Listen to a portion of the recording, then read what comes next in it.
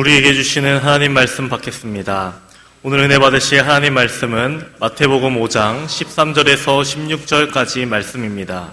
너희는 세상의 소금이니 소금이 만일 그 맛을 잃으면 무엇으로 짜게 하리요? 후에는 아무 쓸데 없어 다만 밖에 버려져 사람에게 밟힐 뿐이니라. 너희는 세상의 빛이라. 산 위에 있는 동네가 숨겨지지 못할 것이요 사람이 등불을 켜서 말 아래에 두지 아니하고 등경 위에 두나니 이러므로 집안 모든 사람에게 비치느니라. 이같이 너희 빛이 사람 앞에 비치게 하여 그들로 너희 착한 행실을 보고 하늘에 계신 너희 아버지께 영광을 돌리게 하라. 아멘. 시간 담임 목사님 나오셔서 산상수훈 시리즈 설교 소금처럼 짜게 등불처럼 밝게 살라라는 제목으로 귀한 말씀 전하실 때 큰 은혜 받으시기 바랍니다. 이른 아침 일부 예배에 나오신 여러분 모두를 진심으로 환영하고 축복합니다. 또 아침부터 나와 열심히 연습해서 귀한 찬양을 불려준 우리 사무엘 성가대를 위해서도 다시 한번 큰 박수로 격려하고 축복하도록 하겠습니다. 할렐루야. 마태복음 5장에서 7장까지 말씀을 우리는 산상수훈이라고 부릅니다. 산상수훈이란 갈릴리 바다에서 8km쯤 떨어져 있는 하틴산이라고 하는 산 위에서 예수님께서 하신 한 편의 설교 말씀이에요. 이 말씀이 마태복음 5장에서 7장까지 기록되어져 있습니다. 이 말씀은 예수님의 모든 가르침 중에 가장 중요하고 핵심적인 말씀이기도 하거니와 동시에 우리 기독교인들이 가장 순종하기 어려운 말씀이기도 합니다. 인도의 성자 간디는 만약 기독교인들이 산상수훈의 말씀대로만 산다면 전 세계 힌두교도들이나 불교인들이 다 기독교로 개종하게 될 것이다 라고 말했습니다. 이 말은 비꼬는 말이 아니라 정말로 간디는 이 산상수훈의 말씀이 인류 역사상 가장 위대한 말씀이라고 믿었고 이 말씀에 기준해서 그의 비폭력 무저항 운동을 펼쳐나갔던 겁니다. 산상수훈이 이처럼 중요한 말씀인데도 불구하고 왜 우리 기독교인들은 이 말씀을 순종하기가 그토록 힘든 걸까요? 그것은 이 말씀이 이 세상을 거스르는 기준을 제시하고 있기 때문입니다.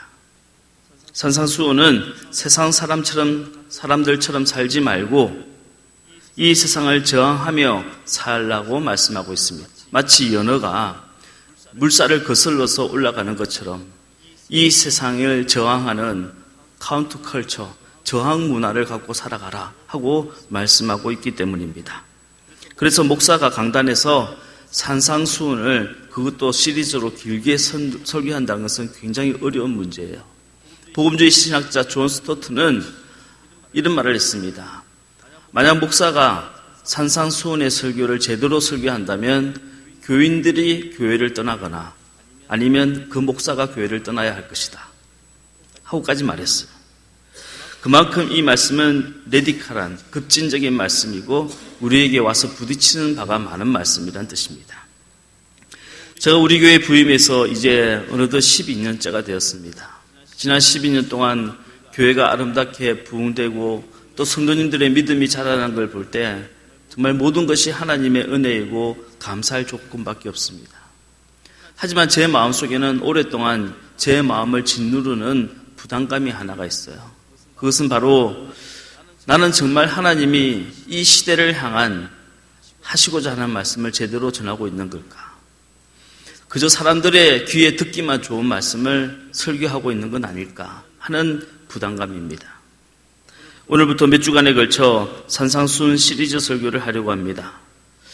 저는 2000년 전 하틴산 위에서 설교하신 예수님의 그 말씀이 오늘 2019년도를 살아가는 저와 여러분에게 크나큰 도전이 되기를 주님의 이름으로 축복합니다. 귀로만 듣기 좋은 말씀이 아니라 우리의 심장과 폐부를 찌르고 쪼개기까지 하고 우리의 삶을 변화시킬 수 있는 능력의 말씀이 되기를 간절히 축복합니다. 몇 년 전 개봉했던 그래비티라고 하는 영화가 있습니다. 지구로부터 수천 킬로 떨어진 우주 한가운데서 허블 망원경을 수리하던 한 과학자가 이 파괴된 우주선의 파편에 맞아서 그만 우주선으로부터 떨어져 나오게 됩니다. 그리고 우주를 떠돌아다니게 돼요. 산소도 없고 중력도 없는 어두운 우주 한가운데서 길을 잃어버린 미아가 된 것입니다. 다시 우주선으로 돌아가 보려고, 아니 궁극적으로 지구로 다시 돌아오기 위해서 발부둥치지만 중력이 없는 우주 한가운데에서는 내 의지대로 방향을 결정할 수가 없어요. 조그만 충격에도 전혀 엉뚱한 방향으로 흘러가는 것이 무중력의 우주 공간인 것입니다. 이 영화를 만든 감독이 알폰스 쿠아론이라고 하는 감독인데요.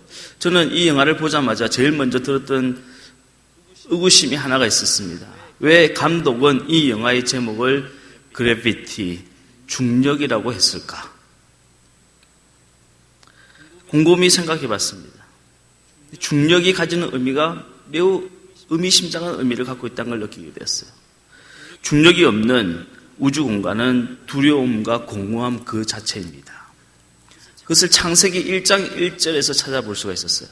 창세기 1장 1절에 하나님이 말씀으로 세상을 창조하기 전에 무엇이 있었는가? 혼돈과 공허와 흑암이 있었다. 혼돈과 공허와 흑암이 있는 이 카오스 상태, 바로 이것이 중력도 없는 어두운 우주 한가운데의 무중력 상태라는 겁니다. 요즘 우리 사회를 들여다보면 마치 무중력의 카오스처럼 혼돈과 공허와 흑암 속에서 줄을 놓쳐버린, 그리고 우주에서 미아가 되어버린 떠돌이와 같다는 생각을 하게 됩니다. 전 남편을 살해하고 시신을 유기하고 훼손한 여자, 게임 중독에 빠져서 어린 딸이 굶어가도록 죽도록 방치한 젊은 부부, 발에 전자발찌를 차고도 남의 집 담벼락을 넘어서 젊은 여자와 그 어린 딸을 성폭행한 남자, 마약에 빠져 범죄를 저지르고도 전혀 부끄럼조차도 느끼지 않고 너무나도 당당한 우리 시대의 금수저들, 정말 입에 담기도 싫은 그 엄청난 반인륜적인 범죄와 일탈을 범하는 사람들을 볼 때, 아니 개인의 문제가 아니라 공익과 가치를 추구해야 될 정치 집단 정당이나 또는 교육기관이나 심지어 교회와 같은 종교 집단까지 철저하게 이익 집단이 되어서 음해하고 남을 모함하고 비방하고 거짓말과 불법을 저지르며 사리사욕을 채우는 모습을 볼 때 정말 우리 시대는 무중력의 카오스 우주 한가운데서 길을 잃어버린 미아가 되고 말았다 하는 생각을 금할 수가 없는 겁니다. 우주 한가운데서 줄을 놓쳐버린 그 과학자처럼 이 시대는 한마디로 정신줄을 놓아버린 것 같아요. 가치도 숭고함도 영성도 없는 이 시대는 조금만 충격에도 방향을 잃어버리고 전혀 엉뚱한 방향으로 흘러가는 그런 표류하는 세상이 되고 만 것입니다. 그러나 저는 창세기 1장 2절에 그런 혼돈과 공허와 흑암이 있는 곳에 하나님이 말씀으로 천지를 창조하듯이 지금도 여전히 이 말씀은 우리 가운데 비춰지는 가장 밝은 빛인 줄로 믿습니다. 우리 예수님께서 가르쳐주신 말씀이 바로 이 혼돈과 흑암의 세상 가운데서 우리가 가야 할 길을 한 줄기 밝은 빛을 제시하시는 줄로 확신하고 있습니다. 많은 사람들이 산상수훈의 말씀이 참 좋은 말씀이긴 하지만 현실성이 없는, 다시 말해 실현이 불가능한 말씀이라고 생각합니다. 원수를 사랑하라는 말씀이, 남을 비판하지 말라는 말씀이, 맹세하지 말라는 말씀이, 구제할 때 은밀하게 구제하라고 하는 이 말씀이 우리가 사는 이 세상과는 너무나도 거리가 먼 괴리감이 큰 말씀이라고 생각하는 거예요. 하지만 복음주의 신학자 마틴 로이드 존슨은 이런 말을 했습니다. 교회가 세상과 완전히 다를 때 비로소 세상은 교회의 메시지에 귀를 기울이게 될 것이다. 여러분 그렇지 않습니까? 지난해나 다 똑같은데, 바라는 것이나 하는 짓이나 다 똑같은데 그 사람의 말에 귀를 기울이겠냔 말이에요. 욕망하는 것도 같고 하는 방식도 똑같은데 교회라고 세상이 존경하고 따를 수 있겠냐 말입니다. 하나님은 세상 가운데 우리를 세상과 전혀 다르게 살라고 그리스도인으로 불러주신 겁니다. 세상 집단과는 다른 기준을 가지라고 교회를 세워주신 거예요. 구약시대에 참된 유대교인이 되려면 반드시 모세의 10계명을 지켜야 했던 것처럼 오늘날 참된 그리스도인으로 살아가기 위해서는 예수님의 산상수훈의 말씀을 듣고 그 말씀을 지켜야 하는 것입니다. 산상수훈의 첫 번째 말씀은 너희는 세상의 소금과 빛이 되어야 한다 하는 말씀입니다. 오늘 본문의 말씀을 우리가 다시 한번 읽어보도록 하겠습니다. 마태복음 5장 13절로 16절 말씀이에요. 시작. 너희는 세상의 소금이니 소금이 만일 그 맛을 잃으면 무엇으로 짜게 하리요? 후에는 아무 쓸데없어 다만 밖에 버려져 사람에게 밟힐 뿐이니라. 너희는 세상의 빛이라. 산 위에 있는 동네가 숨겨지지 못할 것이요. 사람이 등불을 켜서 말 아래에 두지 아니하고 등경 위에 두나니 이름으로 집안 모든 사람에게 빛이 나니라. 자, 예수님은 우리를 세상의 소금이라고 말씀하셨어요. 여러분, 소금의 특징이 무엇일까요? 첫 번째는 소금은 맛을 내는 겁니다. 소금은 인류 역사상 가장 오래된 조미료예요. 국을 끓일 때 소금을 넣어야 간간하니 맛이 나는 겁니다. 김장을 할 때도 배추를 소금에 절여야 비로소 김치 맛을 내는 거예요.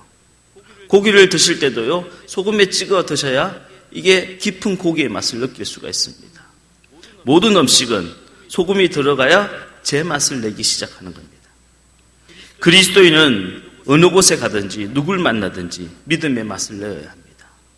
소망과 희망의 맛을 내야 하는 겁니다. 모든 사람들이 절망하는 상황 속에서도, 모든 죄수들이 자포자기한 감옥 속에서도, 모든 환자들이 살기를 포기한 중환자실에서도 그리스도인들은 믿음의 맛을 내어야 하는 겁니다. 그게 그리스도인의 삶이라는 거예요. 2차 세계대전 때 아우슈비츠 수용소에서 있었던 일입니다. 사람들이 가스실로 끌려가 죽음을 당하는 그 참혹한 환경 속에서 한 랍비가 사람들을 불러 모았어요. 여러분, 하나님은 우리의 기도를 들으시고 우리의 기도에 응답하십니다. 그러니 매일 이 시간에 이 장소에 모여서 함께 찬송을 부르고 예배를 드리고 기도합시다. 그리고 사람들에게 랍비는 마라나타라고 하는 찬송을 가르쳐줬습니다. 마라나타, 오 주여 오시옵소서. 오셔서 우리를 구원하여 주옵소서. 사람들은 이 찬송을 따라 부르면서 삶의 소망과 용기를 얻었습니다. 하지만 시간이 지날수록 독일의 나치는 더 심한 횡포를 가했습니다. 이제는 노인들뿐만 아니라 젊은 여자들까지, 심지어 어린 아이들까지 가스실로 끌고 가 죽였습니다. 랍비가 마라나타의 찬송을 부를 때 사람들은 화를 내기 시작했어요. 랍비여, 우리는 더 이상 그 노래가 듣기 싫습니다. 하나님이 언제 우리를 도우신단 말입니까? 하나님이 언제 우리를 구원하신단 말입니까? 심지어 젊은 사람들은 그 랍비의 입을 틀어막고 그의 얼굴에 침을 뱉었습니다. 하지만 1945년 전쟁은 끝나고 이 아우슈비츠 수용소에서도 해방의 봄이 찾아왔어요. 수용소에서 살아남은 사람들은 서로를 끌어안고 기뻐했습니다. 그런데 어디선가 귀에 익은 노랫소리가 들려왔습니다. 마라나타, 오 주여 오시옵소서. 오셔서 우리를 구원해 주옵소서. 사람들은 이 노래소리를 쫓아 걸어가기 시작했습니다. 어두운 창고 안에서 머리가 하얗게 센 늙은 랍비가 이 찬송을 부르고 있는 겁니다. 사람들은 그 랍비 주위에 모여 한 사람 두 사람씩 무릎을 꿇기 시작했습니다. 그리고 이렇게 고백하는 겁니다.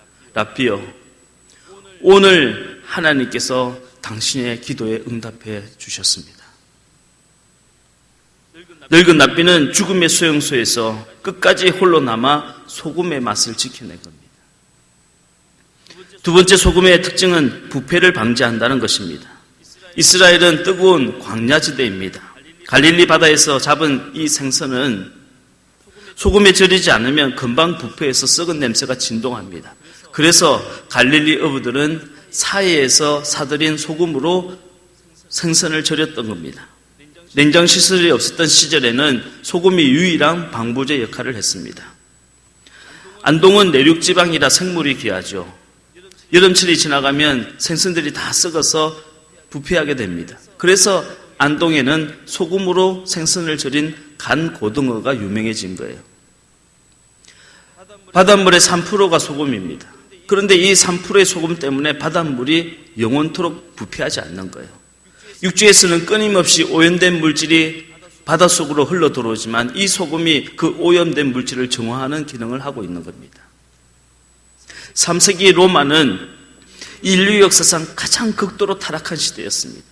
로마의 귀족들은 탐욕과 탐심과 탐식과 음란과 섹스와 살인에 중독되어 있었어요.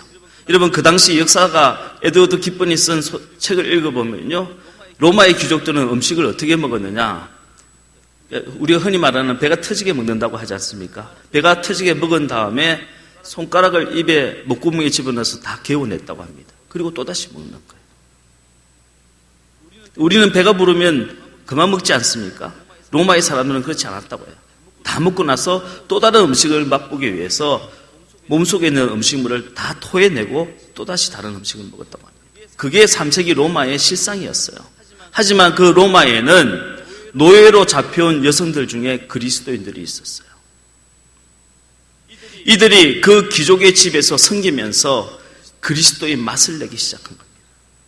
복음의 맛을 내기 시작한 거예요. 결국 3세기 말경이 지날 때 로마는 기독교에 의해서 정복이 되었어요. 만약 기독교 복음이 로마에 전파되지 않았다면 로마는 벌써 일찌감치 망했을 겁니다. 여러분, 유럽의 복지가 잘 돼 있는 스칸디나비아 3개 국가를 알고 계시죠? 원래 스칸디나비아는요, 바이킹들이 정복한 땅이에요. 바이킹들은 농사를 하거나 장사를 해서 살기 아니고 무조건 약탈을 하고 도둑질해서 먹고 살았던 사람들입니다. 그런데 그들이 약탈해 갔던 여성들 중에 그리스도인들이 있었어요. 그 여자들은 자신이 낳은 아이들을 신앙으로 키우기 시작했습니다. 오늘날 스칸디나비아의 노르웨이, 핀란드, 스웨덴은 명실상부한 세계에서 가장 대표적인 기독교 복지국가가 되었습니다. 세상이 다 그러니 우리도 어쩔 수 없다. 예수 믿는 사람이나 세상 사람들이나 다 똑같다라고 말한다면 그분은 소금이기를 포기한 사람입니다. 세 번째, 소금은 녹아서 맛을 내는 특성이 있습니다. 소금의 세 번째 특징은 자기 소멸성이에요. 소금이 녹지 않으면 맛을 낼 수가 없습니다. 소금은 녹아서 자기 결정체가 해체가 되어야 비로소 맛을 내는 겁니다. 자기 소멸성이란 자기를 부인하는 것입니다. 가정에서 내 고집을 부인해야 비로소 가정의 평화가 찾아옵니다. 교회에서 내 교만을 포기해야 비로소 하나님 영광이 드러나는 거예요.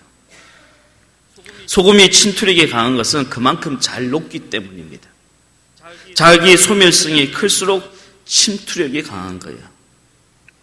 예수 믿는 사람이 직장을 다니는데 다른 직장 동료들과 잘 어울리지 못하고 마치 물과 기름처럼 겉돌기만 하는 이유가 뭘까요?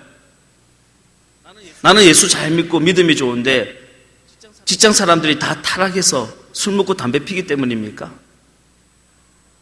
여러분, 예수 잘 믿는 좋은 며느리가 시집 식구들과는 그렇게 어울리지 못하고 원수가 되고 말도 섞지 않는 이유가 뭡니까? 그 며느리는 믿음이 좋은데 시댁 식구들이 제사를 드리기 때문인가요? 여러분, 한번 곰곰이 생각해 보시길 바랍니다. 물론 그런 이유가 전혀 없지는 않겠지만 더 큰 이유가 있어요. 그 사람에게는 자기 소멸성이 없기 때문에. 나는 한 발자국도 양보를 하지 않고 나는 눈끝만큼도 희생을 하지 않으면서 나는 믿음이 있네, 나는 우상 숭배하지 않네, 나는 술 먹지 않네 하면서 어떻게 그 사람들 속에 녹아서 침투할 수 있겠냔 말이에요. 소금이 녹는다고 성분이 바뀌나요? 소금은 물에 녹아도 여전히 NaCl, 염화나트륨 그 자체예요. 나를 죽이고 내 고집을 꺾는다고 해서 믿음이 없어지는 게 아니라는 겁니다. 내 고집을 꺾고 안 믿는 사람에게 100번을 양보해도 내 믿음은 여전히 멀쩡해요. 그게 진짜 살아있는 믿음인 거예요. 문제는 믿음이 아니라 내 고집이고 내 자존심의 문제였어요. 내 안에 참된 복음과 참된 믿음이 있다면 내 자존심 모양이 아무리 망가져도 내 자존심 자체가 없어져 버려도 선한 영향력은 계속 남게 되는 겁니다. 예수님은 소금이 맛을 잃으면 밖에 버려져 사람들의 발에 밟히게 될 것이다 라고 말씀하셨습니다. 여러분, 우리 속담에 소금이 시나 하는 속담이 있습니다. 소금은 뭐 음식도 시고 밥도 시고 고기도 시지만 소금은 시지 않는다는 뜻이죠. 저도 그런 줄 알았어요. 소금은 절대로 성질이 변하거나 짠맛을 잃지 않는다고 그렇게 배워왔습니다. 학교에서 배워오기를 이 소금의 NaCl이라고 하는 화학 성분은 매우 안정적인 구조를 갖고 있기 때문에 외부의 어떤 공격에도 그 성질이 변하지 않는다고 배웠어요. 예를 들면 불이라든지 물이라든지 압력이라든지 이런 공격을 받아도 소금의 화학적 기호는 바뀌지 않는다는 겁니다. 그런데 예수님께서는 전혀 다른 말씀하셨어요. 만일 소금이 맛을 잃으면 소금이 맛을 잃는다는 겁니다. 그러면 사람들이 그 소금을 밖에 갖다 버려서 길가에 버려져서 사람들의 발에 밟히게 된다는 거예요. 이 문제에 대한 해답을 준 것이 G.J. 홉스 박사의 글입니다. G.J. 홉스 박사는 유명한 화학학자인데요. 화학 박사인데 그분이 쓴 글을 보니까 소금도 변한다는 거예요. 오랫동안 불순물에 섞여 있어서 오염되면 소금의 형질이 변화되고 성질이 변화되어서 맛을 잃게 된다는 겁니다. 이것을 자연적인 탈염 소금이라고 불러요. 이 탈염 소금은 쓸모가 없을 뿐만 아니라 매우 해독하기까지 한다는 거예요. 인체에 매우 해롭다는 거예요. 그래서 그름뜸이나 퇴비에도 사용하지 못한다는 겁니다. 예수님 시대에 소금을 얻는 방식은 크게 두 가지가 있습니다. 사해 여러분 사해 아시죠? 그 바다에 바닷물을 증발시켜서 소금 결정체를 얻는 방식이 있고 또 하나는 땅속에 있는 암연을 캐내서 그 암연을 깨뜨리고 녹아서 소금을 얻는 방식이 있어요. 그런데 이 소금 창고에서 소금을 보관하는데 오염된 물질과 오랫동안 섞여 있다 보면 자연적인 탈염 소금으로 소금의 짠맛을 잃게 된다는 겁니다. 그러면 사람들은 아무짝에도 쓸모없고 심지어 해롭기까지 한 이 소금을 길바닥에 갖다 버린다는 거예요. 예수님 말씀처럼 되는 거죠. 오늘날 세상에 오염된 교회는 탈염 소금과 같이 결국에는 버림을 받게 될 겁니다. 사람들의 발에 짓밟힐 수밖에 없습니다. 교회와 성도가 세상 사람들의 조롱거리가 되고 비난을 받는 것을 무조건 세상이 악하기 때문이라고 세상 사람들의 죄 때문이라고만 치부할 수가 있을까요? 여러분, 복음은 변하지 않고 성령님은 변하지 않는 줄로 믿으시길 바랍니다. 하지만 우리는 변질될 수 있어요. 교회는 변질될 수 있어요. 은혜는 구하지 않고 성공만 구하고 믿음은 구하지 않고 명예만 구하려고 하고 십자가는 지지 않고 교회에서 대우만 받으려고 하고 하나님의 뜻은 따르지 않으면서 내 고집대로만 하려고 한다면 우리는 맛을 잃은 소금이 되어서 세상 밖에 버려다지고 세상 사람들의 발에 짓밟힐 수밖에 없을 겁니다. 실제로 유대인 기독교 공동체에는 이런 풍습이 있다고 합니다. 여러분 아시는 바와 같이 유대인들이 수천 년 동안 전 세계에 흩어져 뿔뿔이 살지 않았습니까? 세계 각지에 흩어져 살면서 다른 문화권에 들어가 신앙을 버린 거예요. 기독교 신앙을 버리는 겁니다. 물론 이스라엘 사람들 중에 대부분이 유대인들이지만 일부 신앙을 지켜온 기독교인들이 있어요. 이 사람들은 목숨을 걸고 기독교를 지켜왔는데 후손들 중에 미국이나 유럽에 들어가 히피 문화를 경험하고 이슬람을 경험하면서 배교를 한 사람들이 있습니다. 이들이 나중에 다시 기독교 공동체에 들어오려고 하면 그냥 들어올 수 없다고 해요. 반드시 하나의 의례를 지내야 한다. 그게 뭐냐? 교회 문 밖에서요 옷을 발가벗고 땅바닥에 엎드리는 거죠. 그럼 정교인이 그 사람을 밟고 지나간다. 사람들이 자기를 밟고 지나갈 때 그 사람은 이렇게 큰 소리를 외칩니다. 나는 맛을 잃은 소금이니 나를 밟고 지나가시오. 마태복음 5장에 있는 말씀 그대로 행하는 거예요.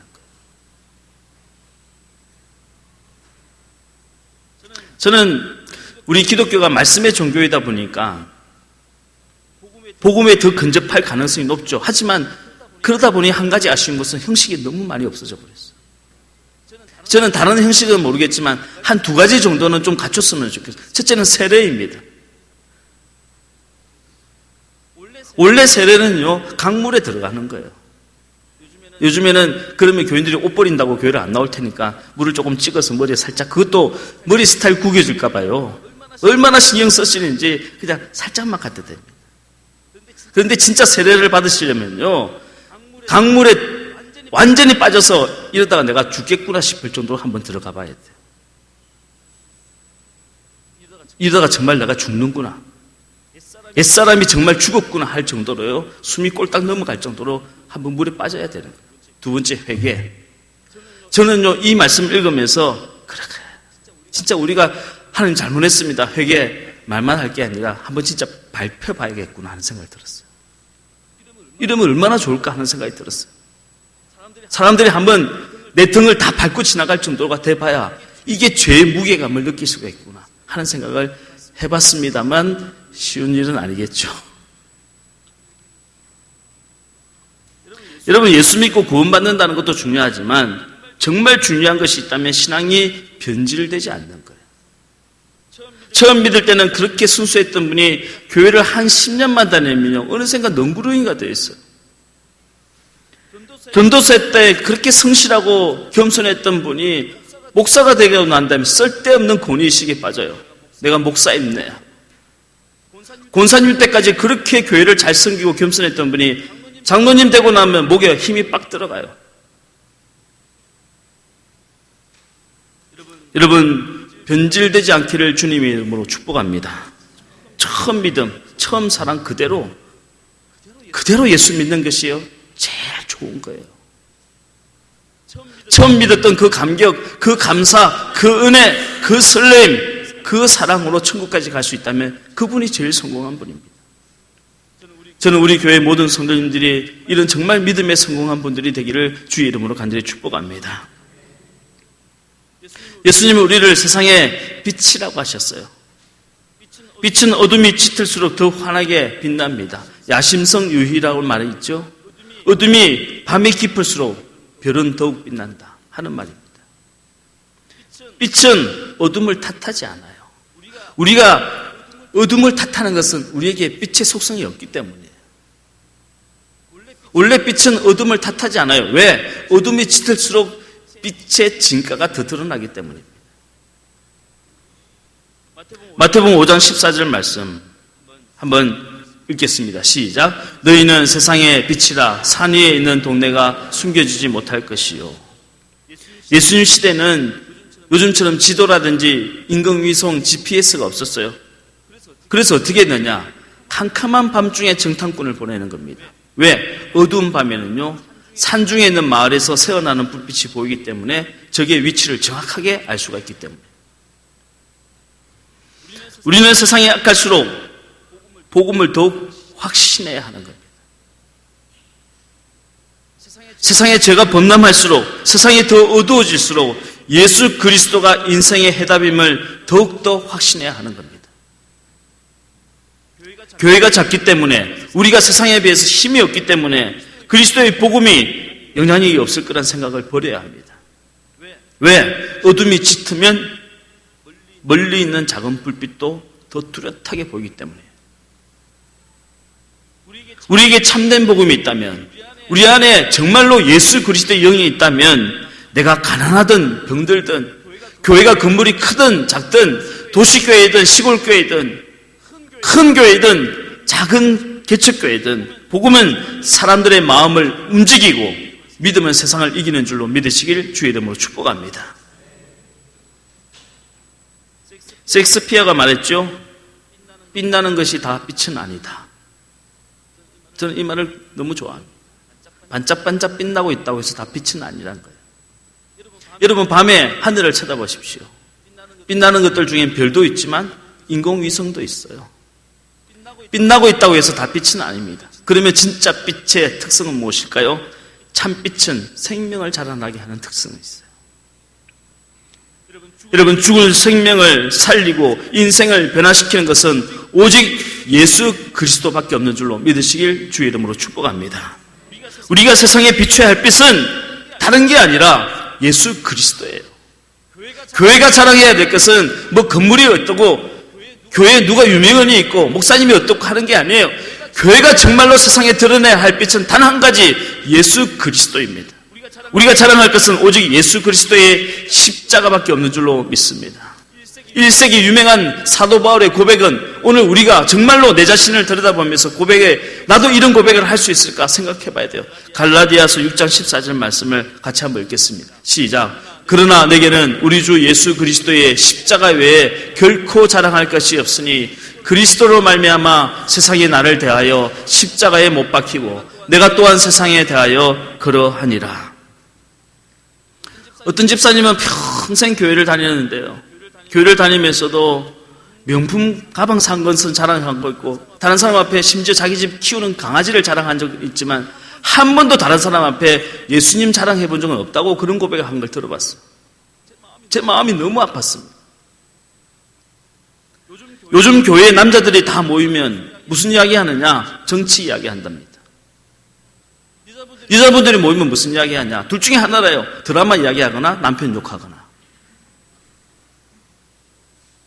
여러분, 믿는 우리들이 모여서 세상 사람들과 똑같이 돈 버는 이야기하고 정치 이야기하고 드라마 이야기하고 남 욕하는 이야기하면 그러면 누가 예수를 전합니까? 저 절에 다니는 사람들 예수를 전할까요? 이 지구상에 아직도 예수 그리스도를 믿지 않는 45억의 불신자들에게 누가 그리스도의 복음을 전합니까? 아니, 이 세상에 태어나서 죽을 때까지 단 한 번도 예수라는 이름조차 들어보지 못하고 죽어가는 10억 명의 미전도 종교 국가 사람들에게 누가 예수 그리스도의 이름을 전한단 말이에요. 태어나서 아무런 이유도 없이 왜 그런지도 모르고 기독교를 적이라고 생각하고 테러해야 한다고 배워오는 저 이슬람의 어린아이들에게 예수 그리스도의 사랑을 누가 전합니까? 누가 우리를 대신해서 전해줄 수 있겠어요? 저와 여러분이 아니면 그들에게 누가 찾아가서 예수를 전합니까? 예수님은 빛을 감추는 사람들을 책망하셨습니다. 마태복음 5장 15절 말씀을 같이 읽겠습니다. 시작. 사람이 등불을 켜서 말 아래에 두지 아니하고 등경 위에 두나니 이름으로 집안 모든 사람에게 비치느니라. 여기 말이라고 하는 것은 곡식을 담는 그릇을 말하는 겁니다. 등경은 등불을 놓아두는 선반을 말하는 거예요.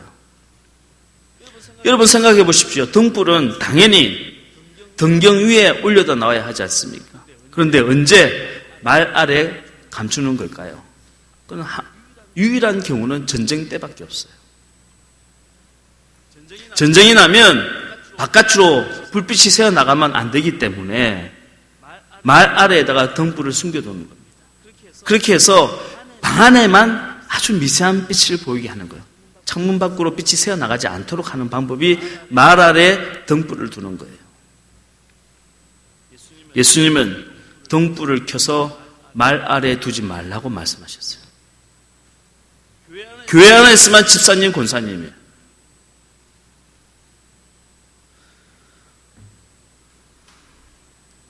밖에 나가면 다 사모님, 사장님, 회장님이에요. 교회 안에 있으면 소통되는 복음이에요. 교회 안에 있으면 인정되는 믿음이에요. 교회 밖에 세상에 나가면 아무런 영향력도 없고 아무런 힘도 없는 우리들만의 잔치를 하고 있는 거예요. 우리들만의 믿음인 거예요. 이게 바로 말 아래에 둔 등불인 겁니다. 스위스의 어느 산골 마을에 교회가 하나가 있는데요. 이 교회는 굉장히 유명한 교회입니다. 어떻게 유명하냐? 교회에 전기불이 없다는 거예요. 그래서 유명한 교회가 하나 있어요. 그러면 주일날 저녁에 교인들이 어떻게 예배를 드리냐?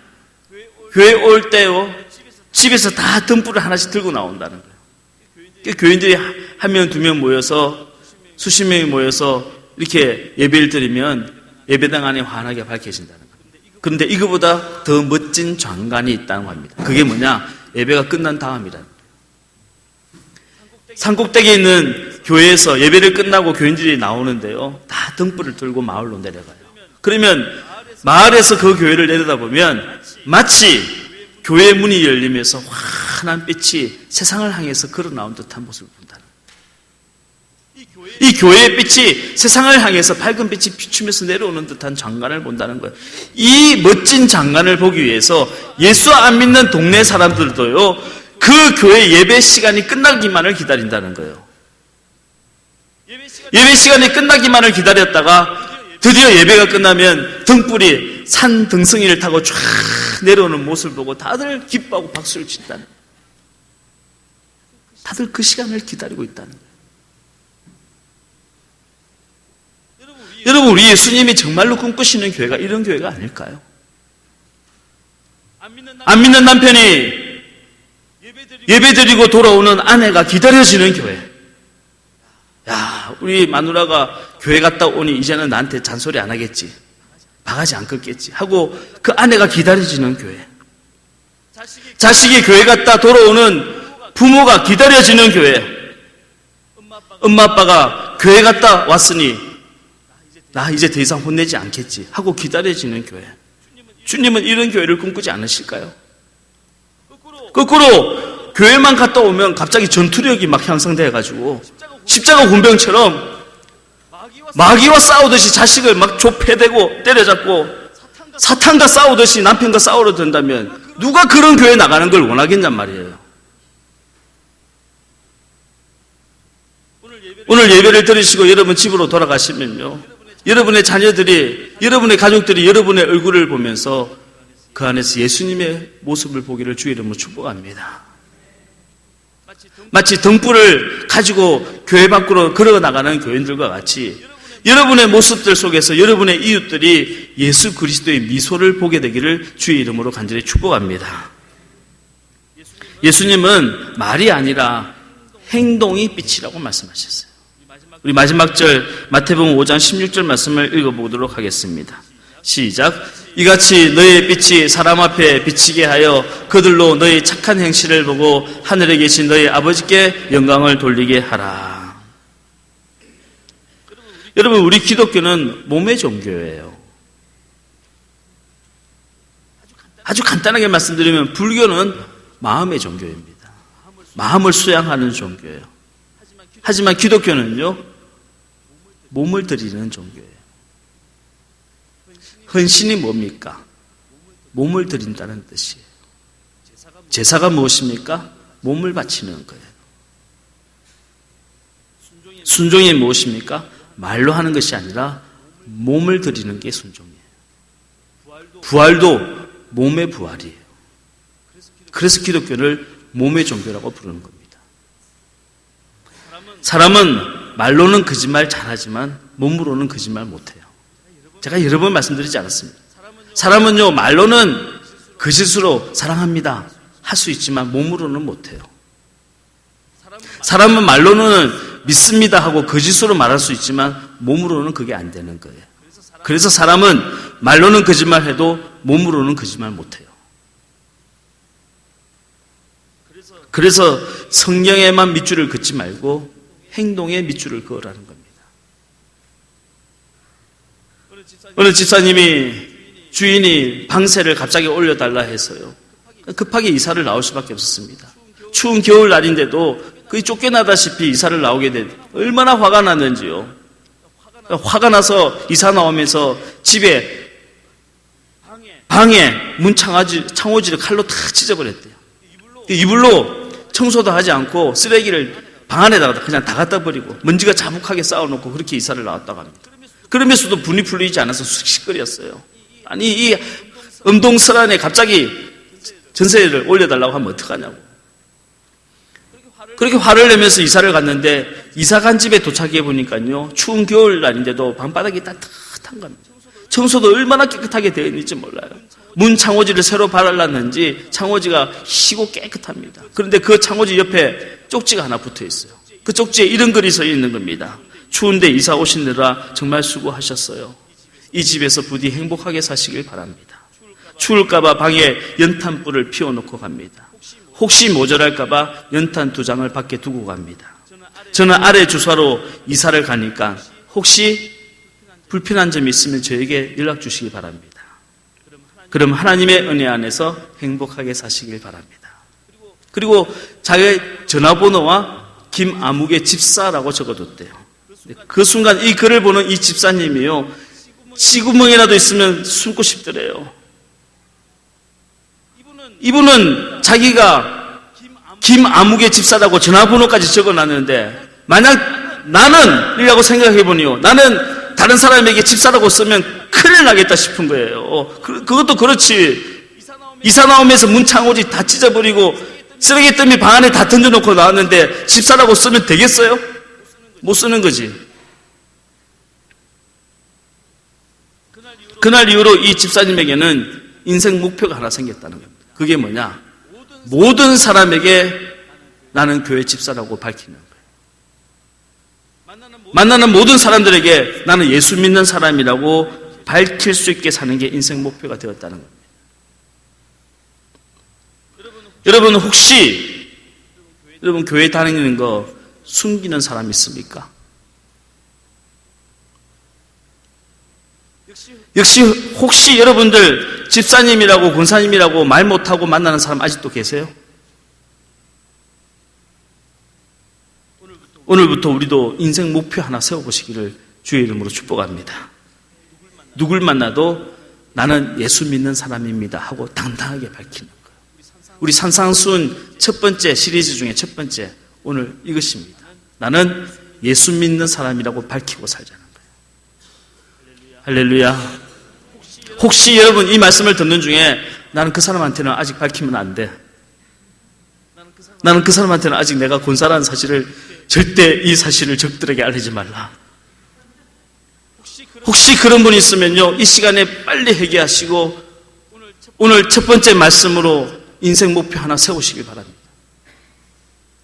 예수님께서 우리에게 말 아래 두지 말고 등경 위에 둔 불빛이 되어라 하고 말씀하셨어요. 이번 한 주간 과제를 한 가지 드립니다. 저는 산상수훈 시리즈 설교하면서 매주 과제 하나를 만들고 같이 한번 해보길 바라요. 실천해보길 바랍니다.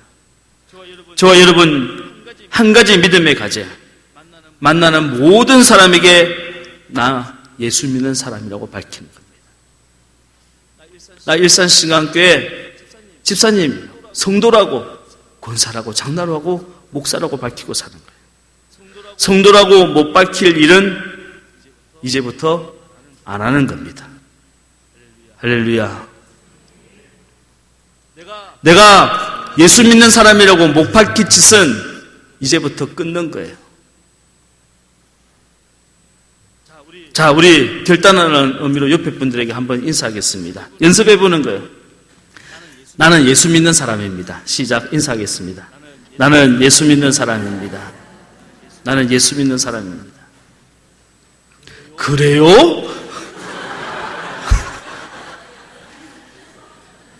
진짜? 혹시 여러분에게 이런 반응이 온다 할지라도, 그럼에도 불구하고 여러분 이번 한 주간만큼은 나 예수 믿는 사람입니다 하고 밝히시기를 주의 이름으로 축복합니다.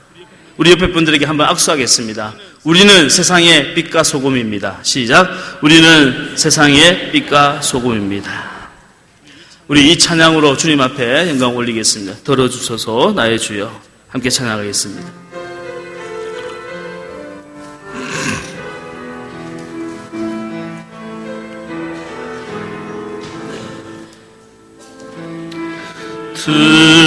들어주소서 나의 주여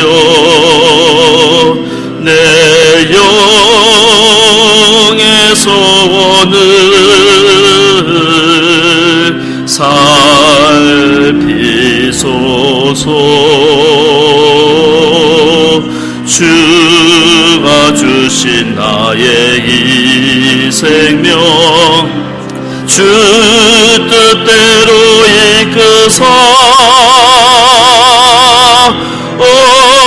어두워진 세상에 한빛 되게 하소서. 들어주소서. 나의 주여 내 영의 소원을